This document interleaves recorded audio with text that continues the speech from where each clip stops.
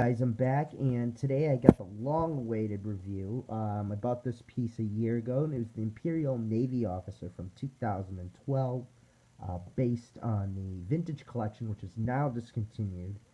Probably, in my opinion, one of the greatest Star Wars lines to come out in modern collecting.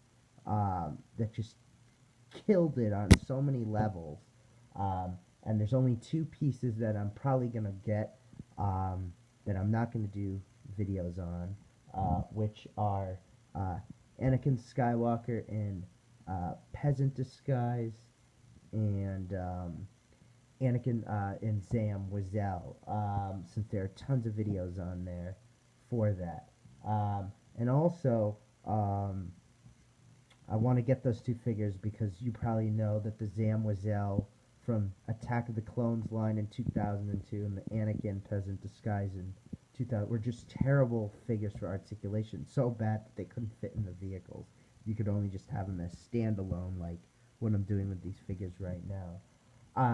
Figures that I was going to do reviews on from the vintage collection were Emperor Royal Guards, Hoth Soldier, but I decided not to do those two because one, I don't need the Hoth Soldier because I got the micro collection, so uh, there's some variation with those figures since they're die cast, and then down the road, which I will probably do a video on. Hopefully, I'll try to get the piece around, Christmas, early next year. Is the Empire or the Royal Guard Micro Machines play set. Um, so that's another reason why I don't need the Royal Guard. And I gotta say, the Royal Guard and Hoth Soldier are just very expensive, for the vintage collection. They're just very expensive pieces. Um, Also, Dak Ralter. I'm not going to do a video on him. I just thought of that because they came out with him in the Black Series.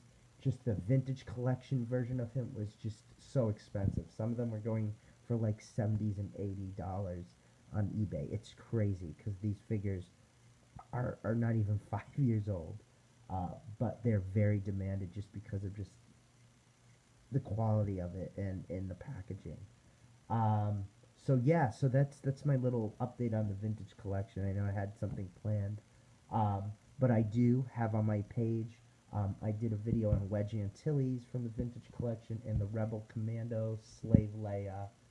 Trying to think if that's it, but they're on there. The ones that I got, and I had gotten those figures because those were figures that should have been made in the 80s, but obviously they didn't do that. But anywho, going back, so this is the Imperial Navy officer, and I gotta say, I love the articulation on it. I love how it has a holster for his blaster. It's just an overall cool, updated version of this figure. They did come out with one in the Power of the Force 2 line, which I can remember, and this is honestly better. The one from the Power of the Force 2 line was very bulky, um, and this one's just perfect. And it just goes alongside with this one on the left, which is the Death Squad Commander from 1977. Um, and that's also a kind of a cool retrospective. You see kind of um, an almost a 40-year gap that they actually changed the name for this. They actually now changed it to Imperial Navy Officer in 1977. It was Death Squad Commander, which has a cool ring to it too. Um, so looking at the front of these figures, um, I, I love how they added a little bit more to the helmet, and I also like how they kept the dimples there on the helmet, and then you look at the 77 one, and there are some of the dimples there, which I think is really cool. You could really see how this figure was so revolutionary in 1977. You know, there were no action figures like it before until Star Wars. Star Wars just set a new standard. So you could see really the appeal on these figures, especially this one that kind of started it all. Um, Another thing that I liked that they did was, and you could see that it's been updated, is the belt. They made the little circle on there a little smaller on there. What else have they done? You can also see that they've obviously changed the outfit. On here it's gray, on here it's all black. Um, and the little shirt pocket has something on here. On here, it's just a little red painted stripe. Uh, red painted stripe or no blue? Yeah, blue and red painted stripe. So, and obviously, this figure on the left has its a regular stormtrooper blaster that just was came with most of the figures back in the 70s and 80s, and here it's a very detailed blaster, as you can see. So, another thing that this one has, the Imperial Navy officer has, that the 77 one does, is the chin strap, which I forgot they even had a chin strap.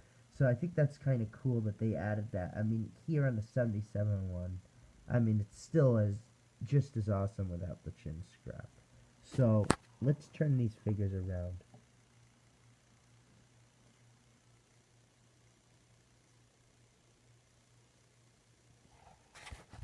So these are them on the back. So you can see the back. They didn't really paint much on this guy. It's pretty much all the same mold. Here there is some painting. You know, they obviously did the boots and the belt on the back. But overall, these are awesome figures. And I would highly recommend to pick the Imperial Navy officer up. He's not that expensive from the vintage collection like the other ones are. And they're just really cool. And I wanted to get this figure um, because originally I thought I was going to save my original Death Star space station from 1978, but I ended up selling it because there's just too many problems with it, so I am getting a Micro Machines version of it. I was looking at the Micro Collection. That was one of the reasons I got the Micro Collection, but it's just too expensive. And I think the Death Star pieces are one of the hardest pieces to get, and they're expensive, more expensive than the Hoth Micro Collection pieces that you have seen. Um, so I'm just gonna get the Micro Machines one. But even though this figure may be out of scale for it, it just looks good to side. But what this figure is really good for, as you've seen in my videos, I've done some Star Wars restorations on some vintage pieces that I have, and one of them that I have to now give you the second video on is Darth Vader's Star Destroyer.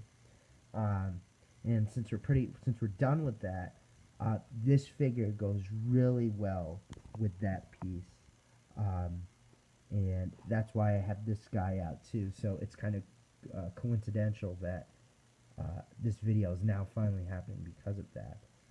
But yeah, just a very good figure to go with that particular piece. But overall, pick him up. He's not that expensive from the vintage collection. I would not be surprised if the Black Series that is currently out, which I got my DAC from, will put him on that. I doubt it, maybe because, you know, there's still plenty of him out there floating around. And this one on the left, obviously, you gotta have it if you are in vintage collecting. Excuse me. I mean, it is a must-have piece. This is a classic action figure right here. But I will warn you, make sure when you're buying Death Squad Commanders, make sure to really find ones without paint wear, because a lot of them have paint wear. It's not a hard figure to find, but what I notice most recently, a lot of the soldiers, a lot of people don't know them that well, where, you know, 9 out of 10 times they have wear. This one is as perfect as you can get. He's in the condition that came off a card, so you know, it's as best as you can get. That's I paid, I think, like $20 for him, but when you're looking for them, and if you want to mint one, just make sure you find one with a good belt, a good helmet, um, good gloves, front and back, and definitely boots. And definitely on his boots. So that's pretty much it. So stay tuned for some next feature videos. I know I have some more. I think I have one. I have two more future videos to tie up in. So the Star Destroyer episode is not going to happen yet until I tie up these long-awaited videos. So then we could move on. But anyways, thank you for watching. Good night.